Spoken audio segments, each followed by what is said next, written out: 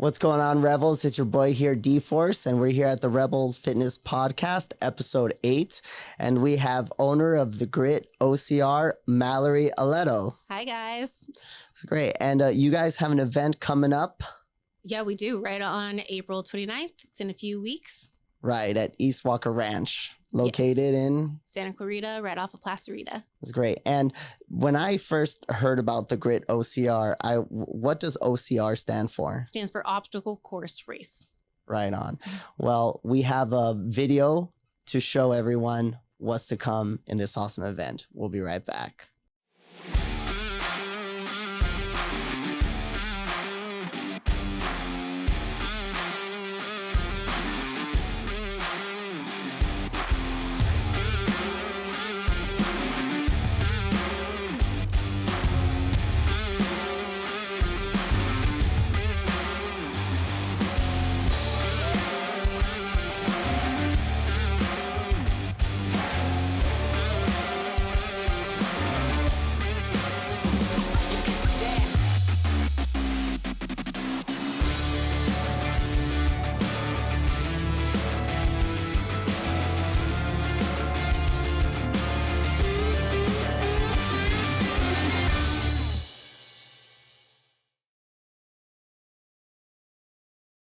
Thank you very much. So tell me about the Grit OCR. This is a company that you own? Yes.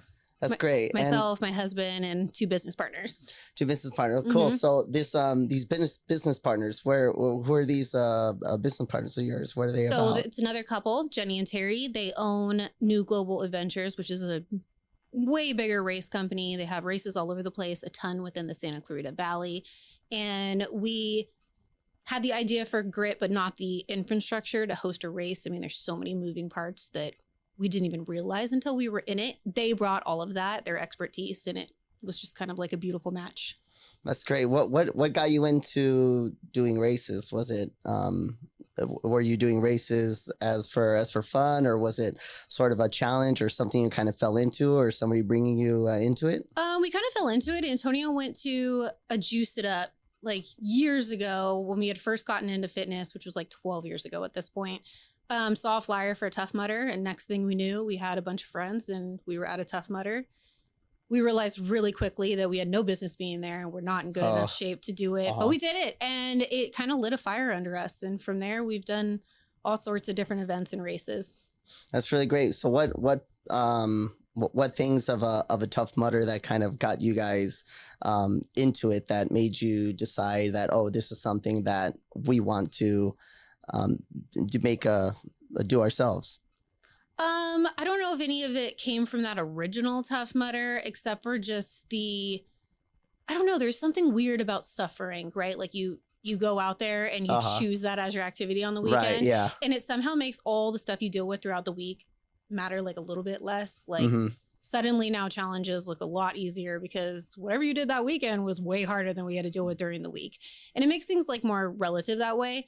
We've done a whole bunch of different ones, liked certain things about them, didn't like other things about them. So when we finally landed on hosting our own event, we really tried to bring the things that we loved, get rid of some of the things that we didn't, and then put our own spin on it. Okay, so were the obstacles like we see back here? I'm seeing like a wall jump, maybe some carry. So how big is this wall right here to the right? They're either 6 foot or 8 feet. 6 foot or 8 feet, and this is maybe like a plank or.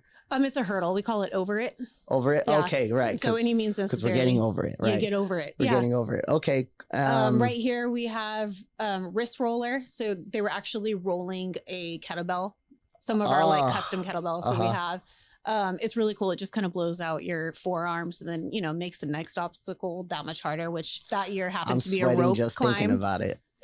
And then this one is called Hell on Wheels, and it's, your standard wheelbarrow carry, just with our spin on it. With your spin. Okay. So for some of the obstacles that we see on the thing, there's some more that we have with maybe like some sledgehammers, or what is that one called? That one's one of my favorites. It's called Hammer Time. Hammer time. Hammer time. Go with the flow. So for to get ready for some of these races in your website, I think you have kind of maybe like a plan or some tips to get ready for. We do some tips for like the general obstacles. Like if you come up to hammer time, we put up a poster and it kind of tells you like how to swing it, what not to do. We don't want anyone to get hurt. So we try to just, make it a little more simple. If you walk up to it and you've never swung a sledgehammer, that could be more complicated than it seems like it should be. As we try to break it down and just make it easier. But as far as a training schedule or a program or anything like that, we don't do any of that. We're not trainers. Right. We will gladly recommend you to some of the most amazing gyms out here, Rebel being one of them. And yeah, I mean, we don't do any form of programming. Okay, that's cool. So what? There's two types of courses, and by the way, I'm signed up for it. That we have 1, 2, 3, 4 others signed up. So it's a total of 5. Nice. That we have in Team Rebel. We're getting more as time goes on, but it's always that fear of, they see something like this. I'm like, oh my God, I can't do that. I'm going to fall. Or Right. they're afraid of injury, or maybe they feel they're just not strong enough. So like, if you can take us through the courses, there's 2. I know we're signed up for the FANG course general. Okay. But what types of, what are the courses that you have? So we have the FANG course. That's 5.5 miles. Right. It has all of the same obstacles that the claw course does, which is 8.5 miles, except for that the claw course has a ruck carry. So we literally give you a weighted backpack branded with grit weight plate in there. And we make you carry that backpack 4 miles up a very difficult hill and then down a very technical single track. And you would think people would hate that obstacle, but they love it. Right. So 4 miles with the backpack. Okay. And are we, so I don't see them in the backpack. Is that before some of these obstacles, or is it like right after? Or It's is it before during? and after. So it's, if you run claw, that ruck is in the middle portion of the race. Okay. And then when you run FANG, you will actually just make a turn and you'll bypass that whole section of it. But you'll get to see like some of it. So maybe next year, you're like, I got this. Right. Okay, cool. Yeah, absolutely. So for the other races that you've done, do you always do 2 courses? No. So for the first 2 years, we only did essentially FANG. And then they put out, the city does a lot of work on the trails out there constantly. And the mountain bike groups do a lot of work on the trails out there. So they actually extended a whole bunch of trails, and that led us to be able to host Claw. And so we added that in 2020. Okay. That's cool. What how many races do you guys plan to do a year, let's say for 2023? I know that this is the big one we've been waiting for since last year. Are there any others to come up? You know what, right now this is it. It's been an annual thing. This is our 6th year doing it. We own another company that takes up the most of our time, and this is kind of like our side hustle and passion project. Right. So right now it is once annually, but we've been in talks. We're looking at some courses, and we have ideas for expanding and adding in another race. That's good. Yeah, I'm excited for it. So for the 6th year, I remember when back in like 2010, I started to get into the whole mud run and race races and events, and there was the Merrill Down and Dirty. Oh yeah. Yeah, and I remember that being a big thing. The one that used to be here, right? Yeah. Like Castaic? Yeah, exactly. Yeah. Okay, we've done that. Yeah, we used to do those. I used to do those a lot, but it was the same thing. I had an injury, so like and what kept me from doing races was just that injury. So I broke my foot. I have a plate and screws in it, so the ankle always hurts. Mm-hmm. And it was always that fear that even I had to get myself out of to get back into racing, because it was a lot of fun. The camaraderie was super great. Yeah. So like what are some of the things that you hear that maybe like hold people back from doing something like this? Oh, I mean, I think you kind of nailed it. It's really, I think it's fear. I mean, for lack of a better word, I think it's fear. I think it's fear that they're not in good enough shape, or maybe they're not that strong of a runner, or maybe they can't climb a rope. I get a lot of that. The rope, like that one obstacle really holds people up. But it's a lot of things. I met someone today who just said, she she wasn't ready, and she's done it before, but she wasn't ready this year, and she'll be out there next year. Right. And I would say that it's for everybody. I mean, it's as hard as you make it. If you can't climb that rope, then, look at it and come back for it next year, or try it. And if you don't feel comfortable after the first pull, the second pull, then okay, you tried, come back after it next year. Right. Nobody's forcing you to, climb a wall that you're not cool with, or lift something that you're not cool with. Just, go out there and make it your own. And for so the first, the event that you did with your husband that got you into it, yeah, was that, is that the same, the outcome that you've experienced with your husband on that one? Is that the kind of, is that the goalpost that you're reaching for? Is that kind of like the experience you wish, everyone to have? Oh yeah. Or is it... I hope everyone leaves that course with like a fire lit under their ass, that they can do more than they thought they could do going in, and that they're going to challenge themselves to chase something bigger and be a better version of themselves. We really believe that doing events like this, and even just being in the fitness community, it translates into every aspect of your life. I'm a better mom. I'm a better wife. I'm a better business owner. I'm a better employee, all because I put myself out there and I challenge myself to be better every single day.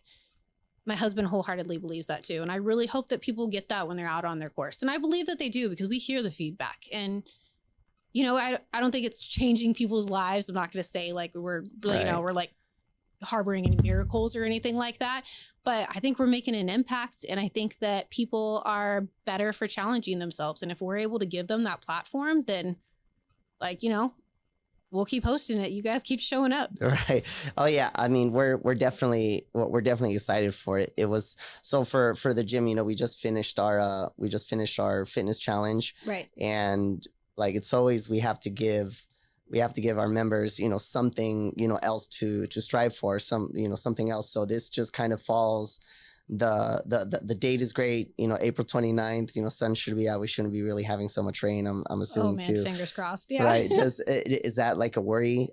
Is that a worry for you, like weather, especially with, you see all this rain kind of coming in, it's not really stopping? Is it ever like an unsure thing, or do you just, let's say, schedule an event at like springtime where there shouldn't be any rain? Yeah, so we've played with the date quite a few times. The first 2 years we hosted in February, and the second year we call it the hurricane year. It was kind of like this year, except for all the rain came the week we were building.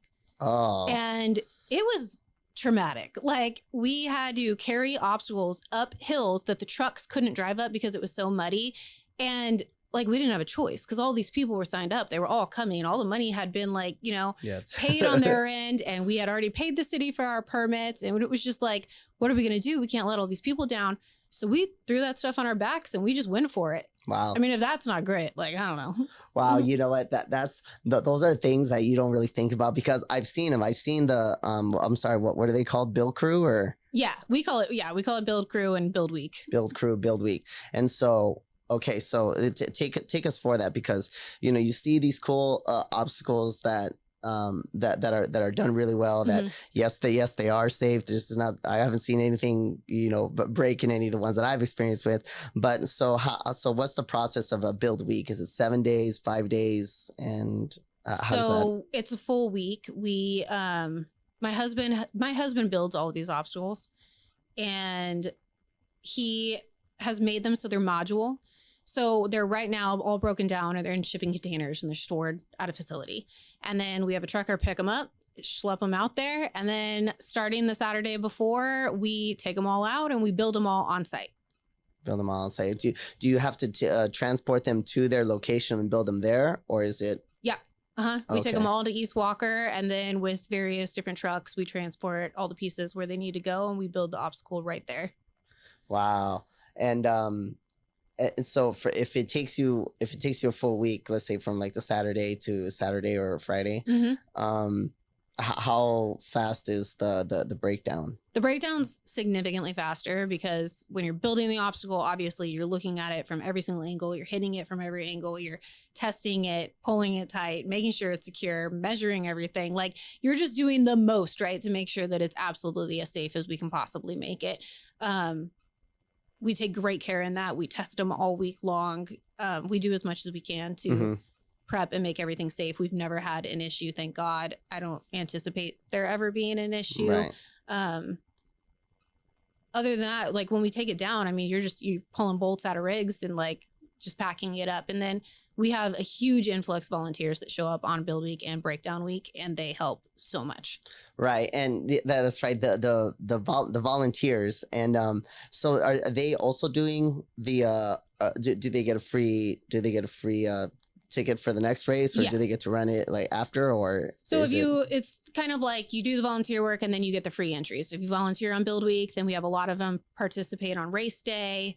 If you volunteer race day or breakdown, then you race for free the next day. Our business partners are really great too, where if you volunteer at Grit, they'll allow you to race in one of the new global adventure races. So it's not just Grit specific.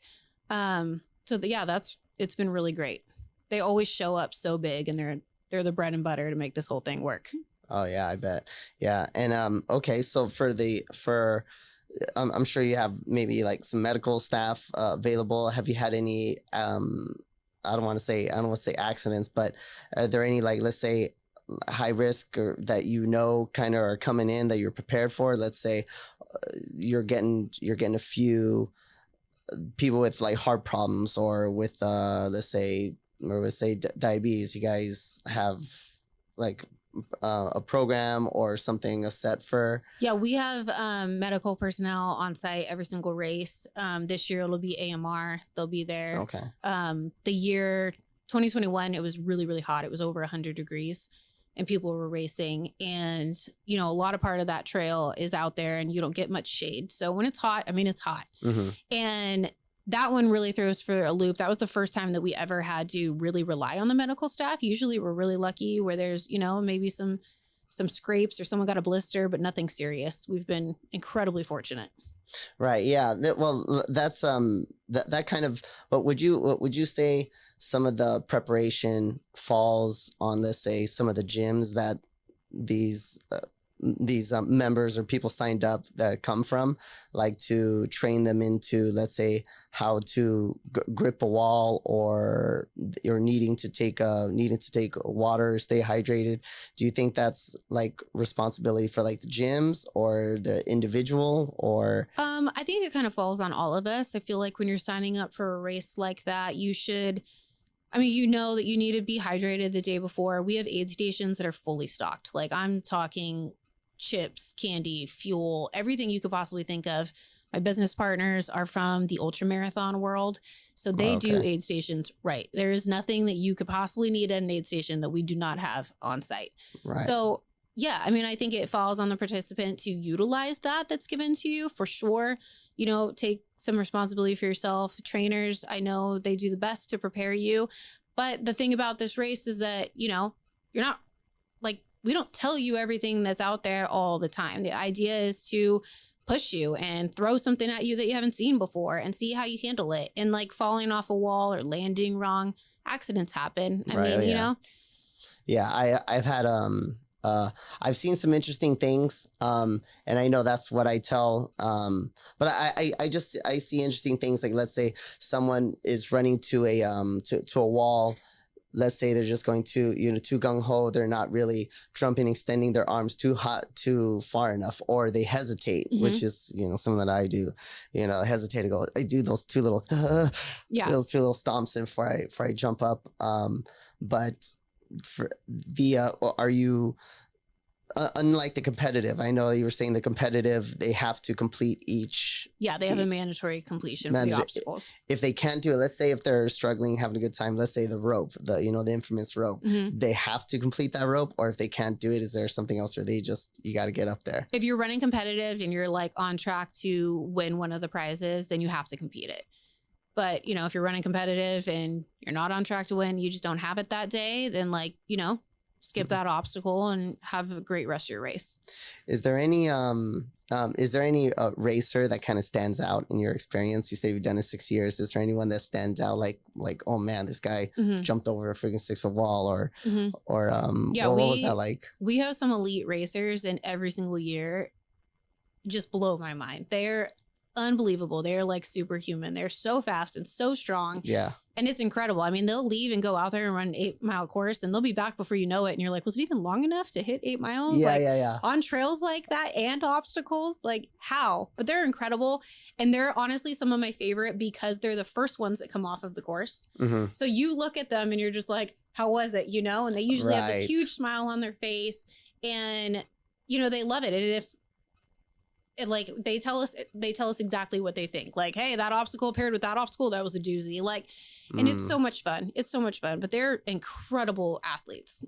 Oh, I'm sure. Is there a time that sticks out? Like, oh, this person, I can't believe he did it in an hour or something. You know what? Like the top ones do it really quickly. I think they do the 8-mile course in like maybe 2 hours, maybe a little less than that, which, wow. I mean, a lot of people can't run 8 miles in 2 hours, let alone do it on hills and stuff. And I don't remember the exact time. Like for us on race day, I mean, we're running around like chickens with our heads cut off, you know, like constantly just everywhere, because we want to make sure that everything's going as perfect as we can make it, and then have time to get to talk to everyone too. We really try to make ourselves accessible so that, you know, you can come up to me on race day and let me know how your team did. I want to hear that. I want to be there for that. Of course. So the times, actually, I totally don't know them offhand, but they're fast. I mean, it's mind blowing. Oh yeah.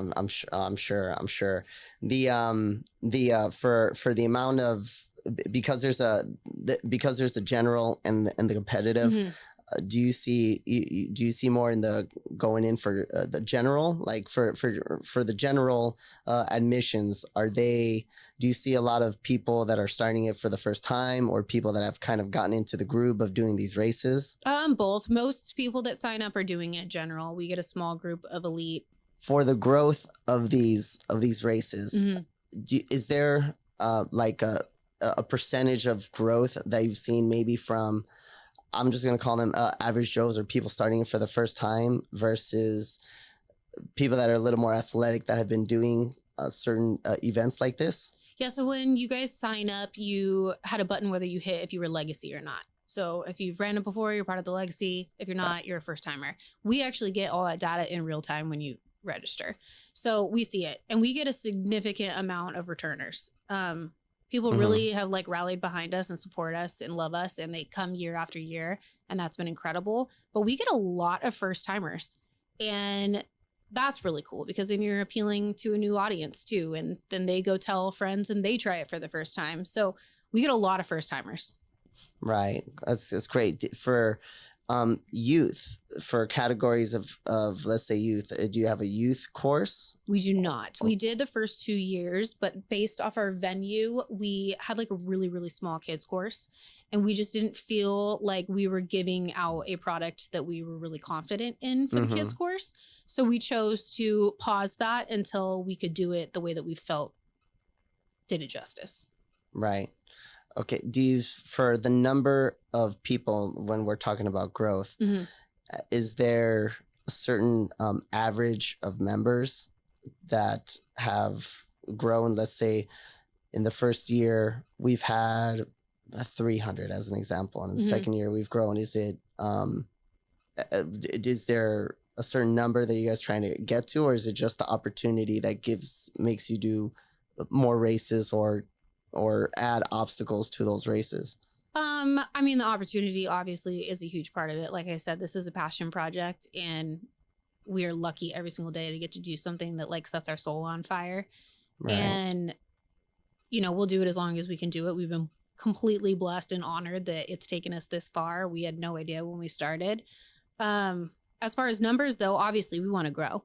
We want to host another venue. We want to, you know, be bigger and better and evolve this race company into, you know, more of a race company and not just a race. Right. So as far as numbers go, our first year we hit 550, which blew our minds, because when you sign up for something like this, I mean, it's like the undertaking of a lifetime, and you're just like, are people are going to show up? Like, are they really going to show up? Like if 100 people showed up that day, we would have been like, cool, like that was awesome. But 550 people showed up. I don't know how or why, but they did. And it was amazing.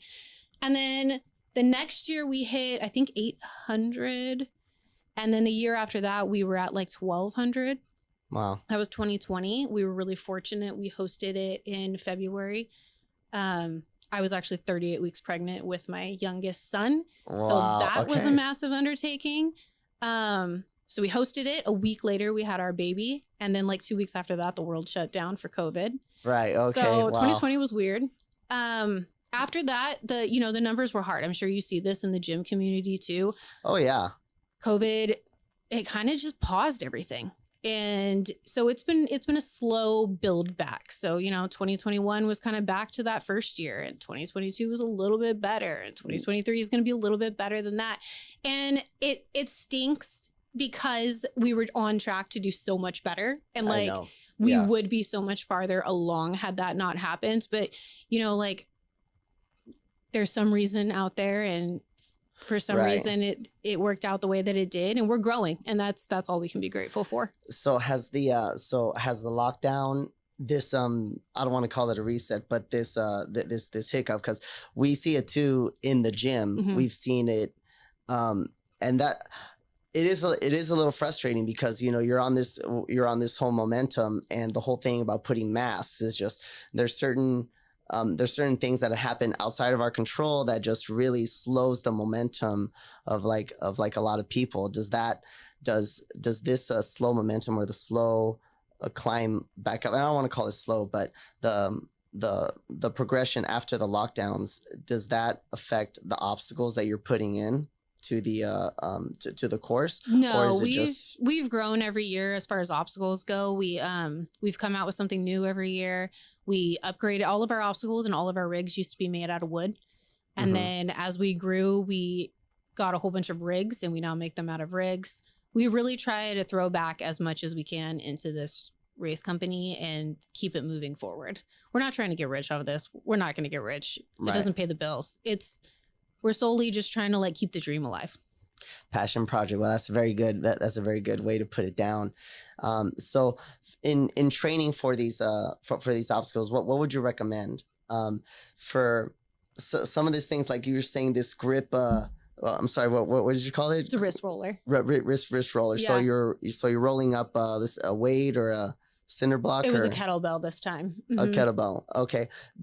So for the wrist, for the carry, for the sledgehammers, do you think people need to focus more on, let's say, holding up their body weight, or holding on to a certain amount of pounds? Or is there something that you'd recommend for some of our people training for the Grit OCR? I don't think there's like a magic tool to like, I mean, you could go and practice on a wrist roller. They have them in a lot of like OG gyms where, there's like those strongman guys just working their way up. As far as that, I mean, like holding a barbell, like works on your grip strength, getting on a pull-up bar, any of your HIIT classes that you guys have at Rebel, Mhm. the cardio that you get from being in the hot box, Right. all of that translates to this. Mm-hmm. CrossFit classes, all of that. Okay. That's cool. Is there because we have a member that's trying out this event Mhm. with me. She's one of the 5 total that's starting. Before she had seen us do a Spartan race, and she was there for someone else supporting her doing a race. Okay. And I remember her coming out of it saying that, "Oh, I really admire this person. Maybe one day, I'll get the courage to do it too." Yeah. And I'm like, "Girl, you're one of the most fittest people here. Like, you're tripping." I was like, "You're tripping. Like, of course you could do it." And it's tough to get through for some of these people. But I'm very excited that they're doing this one with me, because we're both a little nervous. We're both the team. They're getting excited.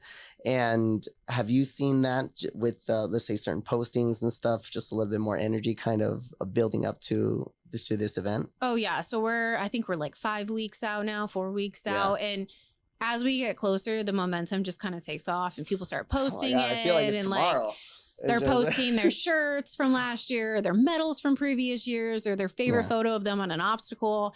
And the momentum is just so much fun, and it'll just carry us all the way through. Yeah. We start posting more and more ourselves, getting everybody prepped and ready, getting ourselves prepped and ready. Like our build week to us is our endurance event. It's manual labor for a whole week straight. And, like I don't typically do that. I sit at my laptop, and like invoice all day. So Mhm. for me to get to do that is actually like a ton of fun. I really love it. And it's fully out of my comfort zone. So, I mean, this race is meant to kind of freak you out. It's kind of meant to make you nervous. Like it's fully meant to push you out of your comfort zone and show you that you're capable of more. So if you're nervous, that's a good thing. Yeah, I am. I'm not nervous. I'm excited. I'm excited and nervous because it's the same thing. Once I got over, let's say, my fear of doing these things, now I got my rituals down. Like, okay, I need a new ankle sleeve because I always buy a new ankle sleeve when I do this, and there's a special kind that I like. Do you or your husband have any injuries that you guys gotta push through when doing events or setting up? I knew you were 30 weeks pregnant setting up one obstacle course, but aside from that, I mean, like we always, Antonio is still in the CrossFit community. He works really, really hard, and then he'll go work like a 17-hour day and then somehow make it into the gym and then come home. So like something's always hurting on him because he just like pushes to the max at all times. And then, yeah, I mean, like I was just training for the LA Marathon and I pulled my hip flexor and it knocked me out for a few weeks where I literally couldn't run. It was just terribly painful. And so I ran LA, like not really prepped or trained the way that I wanted to be. And it was, you know, it hurt a lot more than it should have, but we got through it. It's all right. For the 25 miles or 26 miles, excuse me. Yeah, I don't want to get those miles wrong. I know you gotta give me all those miles, man. You earned every single step on that. Don't take that from me. Oh no way. Yeah. So yeah, that's the other thing. How can people? Because I was telling you the last race that I hadn't done that was over 5 miles. I was kind of looking around and everybody was cramping. And I kind of feel it, and once I feel it, I go, huh, like no. And then, is that a major concern, or what's your advice to kind of prepare for that or get through something like that? I mean, it's obviously a concern when you're dealing with hills. You know, people cramp. It's a part of it. Right. Like I said, our aid stations are fully stocked. There's a lot of salty treats on there. Salt helps a lot when you're cramping. There's electrolytes that also helps a lot when you're cramping. So like we have all the tools there, like, you know, and if you need to sit down and take a minute and come back, like it's all good. That's good. It's good. Yeah. I like to know,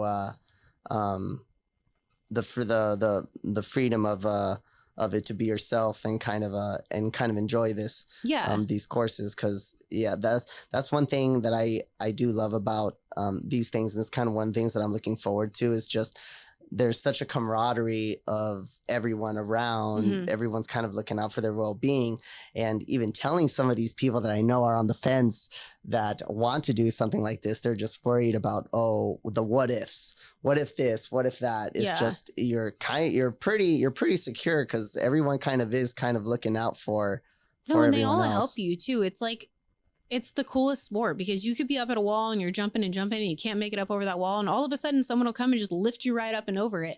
And that happens everywhere in OCR. Like people just help you in every single aspect. You're out there and you're all of a sudden pacing next to a person you don't know and you're chatting, where are you from? What gym do you go to? Now you have this new person. And then every race, I was just talking about this with a friend of mine, actually at the finish line of the LA Marathon, we ran into each other. And how every year we get to see all of these people in the fitness community that we don't get to see all year long. Right. So every race becomes almost like a reunion of all of these people. And for us that have been there every step of the way, it's so much fun. But then it's like, you know, your members, you that are coming for the first time, like you're going to meet all these people. You're going to see the atmosphere that we put out there. And then next year you're going to come and it's going to be your reunion too, because you're going to be part of the family. And like, great, I think with all OCRs, but hugely in ours, it is, you are met with open arms from the minute that you get there and you meet our volunteers till you pass the finish line and one of us puts a medal over your neck, chilling in our beer garden afterwards. Even like the bus driver taking you back to your car. Like we want the atmosphere to be good the whole way through. Like, don't get me wrong, it's not easy. We're going to make it hurt. We're going to make you suffer a bit. But we want you to have a good freaking time while you're doing it. I'm gonna have a great time doing it. And that's right. So we're that is something that I'm starting to gear more workouts towards events like this, because we're trying to for Rebels, we're trying to push the gym to go out and experience these great organizations and events and race stuff. Just there's more. There's a lot of like, again, camaraderie and a lot of like family time. So when it comes to family time, you have a young one, 3-year-old. Yeah. 3-year-old. How does that? So your husband works. He pulls a 17-hour day, and then he goes over there and he hits it for an hour, and he comes back. Working hard, and I know you work hard too, especially putting this event. So how does that? How do you factor in family time into? How do you balance family time into this period right now with your jobs, with this passion project, and just house living? For us, we really do everything as a family. So even in our other business, my husband owns a home automation business. I help work with invoicing and running the books. So we're doing that as a family. My oldest will be at Build Week and the race. He's been there every single year. He takes off a week from school. He does home study. Don't come at me, teachers. Right. He does all his homework for the week. Don't worry. But he goes out there and he works with us every single week. And that's not because we're like, you need to help. It's because it's family time, and it's something that he'll never forget. And if this only lasts one more year, then he had all those years that he got to remember doing this with his parents. Wow, that's really good. And if it lasts until he's older and he takes it over one day, then like amazing, right? Yeah, and that is good. Hendrix is a baby. He's only 3, but like he's been at every race since he's been here. We'll bring him out to build every once in a while. We build obstacles in our garage. We do that, 1, because it's more convenient for Antonio, but 2, because our kids play in the garage while we're doing it. Right. Okay. We do everything. We try to do everything and bring them in as much as possible. Like we would never want this to take away from our kids. So, they're along for the ride. Just better to involve them. Huh? Yeah. And Hendrix can't really say what he feels, but Gavin loves it. And he has grown up at East Walker Ranch and he loves it. That's really great. That's really inspiring, because we get that a lot. Just in training, when it's like 4:45 a.m.s, those are the majority of the classes that I do, and it's kind of the same with me. That period is most of the time the only time we're able to kind of get a workout in, and those challenges of parenting, they do come up. Oh, I can't because I have baseball practice, I have softball practice, and I got to take the tutoring, and then school, and then I got to work, and then you want me to come here and deal with you? Yeah. And I'm like, I'm just trying to get you to do a push-up. Right. Right. I'm sorry. But for training, and as far as youth, how young can a parent bring in their child to go and do this course? We would say like 15, 16 probably. We've had, I believe, as young as 14. Obviously, that's kind of like a case-by-case basis. If your kid's not very athletic, it's not the race for them. That's solely based off of our obstacles are really heavy. We come from that CrossFit background. We like giving you a weird heavy object and making you carry it. That's kind of like our wheelhouse. They can't do that. There's someone that comes off of my son's football team, or Gavin himself, and he'll go out there and he can do most of it, but even not all of it. Like the yoke carries a little too heavy for him. He would have to skip that one. The boxes at the end obviously would be too heavy for him. So we just want them to be safe. But if you have a 14-year-old that can rock it and you're going to run it with them and keep them safe the whole time, then I say more power to you. Right. Go, little man, go. Oh yeah, absolutely. Yeah, because I wonder about that, just because of we hosted an event. It was the DECA event, right? And it was a DECA Fit event, and we had the option to do a youth course, but because we knew we weren't going to have too many youth contestants, we decided not to do it. But if they were to come, we would have to do a lot of adjustments for them, right? Which kind of wouldn't really count for, let's say, a leaderboard or something they were competing with, but it was definitely something for us to kind of wrap our head around. Okay, well, how can we make this work? So for this event to grow, what are some aspirations that you would like to do? Would you like to take it to different locations, or is it just having more per year? More per year, but if we do that, it would definitely be at different locations. we wouldn't go back to East Walker twice in a year. We like the buzz that comes around it being once a year. It kind of like hypes everybody up, gives you a whole year to train for it. I like that aspect of it. I feel like if we did it more than once a year there, it would kind of like take away from that almost. But we have one course particular in mind that we are going to actively start pursuing once we're past East Walker. And, you know, hopefully we can get another one on the pages really soon here. And then once those keep growing, then we'll add a third. Right. And we'll see where it takes us. Right now, our biggest priority is getting our numbers back up after COVID. You know, the more people that are there, the bigger party it feels like. And it's more fun. Absolutely. And like, we want everybody to have that like real authentic big race experience that still is done like mom and pop style, you know? So we're hoping that it grows. Hopefully next year we'll have another venue. Oh yeah. Well, I do think you're right. Cause I signed up for this back in October, and it has always been in the back of my head. Like, okay, I know in April this is going to happen. Like, okay, you know, I'll go, you know, I might just, you know, forget my diet this period, but I know I got to get ready for this thing in April type thing. So it does help kind of knowing that in the back of your head at this time, this event is going to come up. Yeah. And I noticed in your posting, you guys posted up the t-shirts that you're going to get. That we just released our t-shirts for the year. Yeah. So some of the rebels, they really like that t-shirt. They think is pretty cool. Awesome. Do you come up with those designs? My business partners do. Yeah. We kind of collab on it. Like we give them, this is kind of what we want it to look like type deal.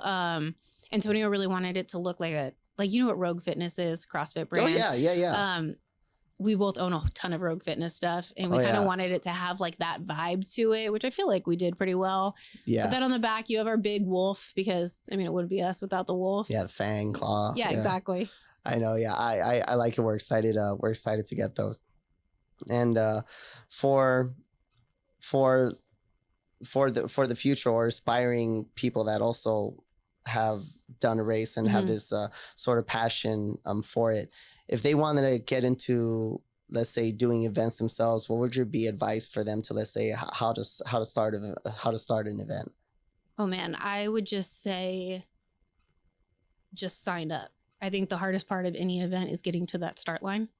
I think that once you're there, the rest of it's, I mean, you got to finish, right? You got to get done at some point. Getting to the start line is rough. All the training that leads to that is rough. But there's a lot of people in this world that wish that they could be out there doing this. And if you're able to do it, then you should be doing it. Yeah, absolutely. That's very inspiring. Wow. And so where can we find more information of this event? You can find us on Instagram. We're at Grit OCR. You can find us at our website, gritocr.com. You can find me on Instagram, Grit Runner. You can message any of us. Our numbers are on the website. We're fully accessible. We will answer any of your questions. We become Grit family. We're here. That's great. That's great. Well, I'm very happy to have the Rebels and Team Rebel become part of this Grit family. Me too.